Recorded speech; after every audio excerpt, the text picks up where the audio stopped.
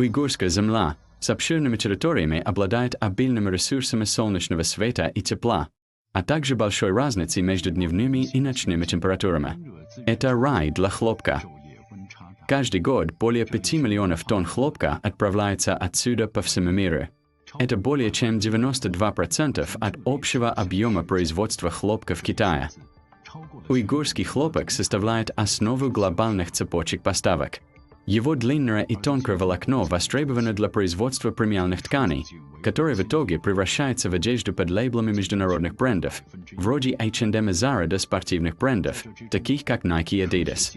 В этом развитии движущей силой стал научно-технический прогресс и трудолюбие уйгурских фермеров, веками выращивающих хлопок. Меня зовут Иминджан Махмуд, я молодой хлопковод из уезда Манас.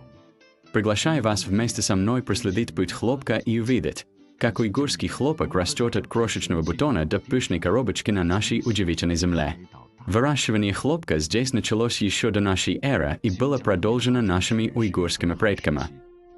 Уйгуры веками наращивали выращивание хлопка даже на засушливой земле. Использовали подземные оруки и колодца, кареза, собирая талую воду с тяньшаня и отводя за тысячи километров. Эти древние технологии существовали задолго до современных цифровых программ. Уйгурский хлопок полностью изменил историческую картину хлопководства в Китае.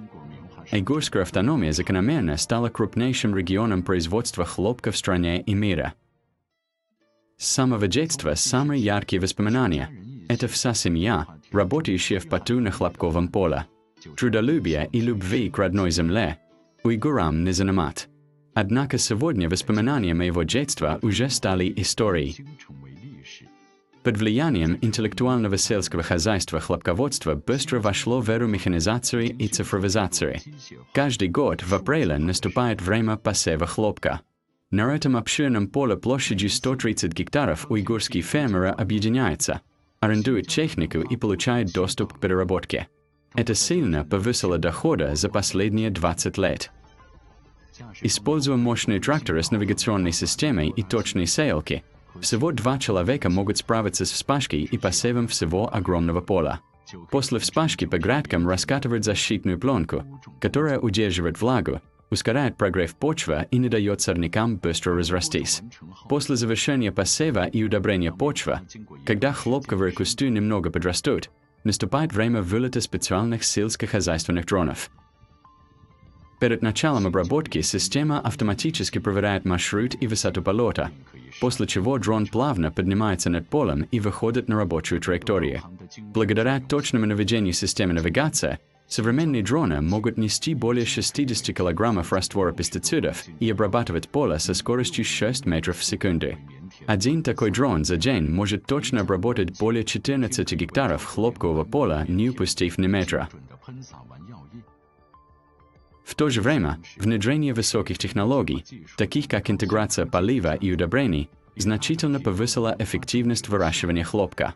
С помощью простых операций на смартфоне мы можем управлять всем процессом, от всходов до обработки почвы, на этих 130 гектаров хлопкового поля. Однако наших собственных сил для защиты этого поля все еще может быть недостаточно. На больших площадях важна координация.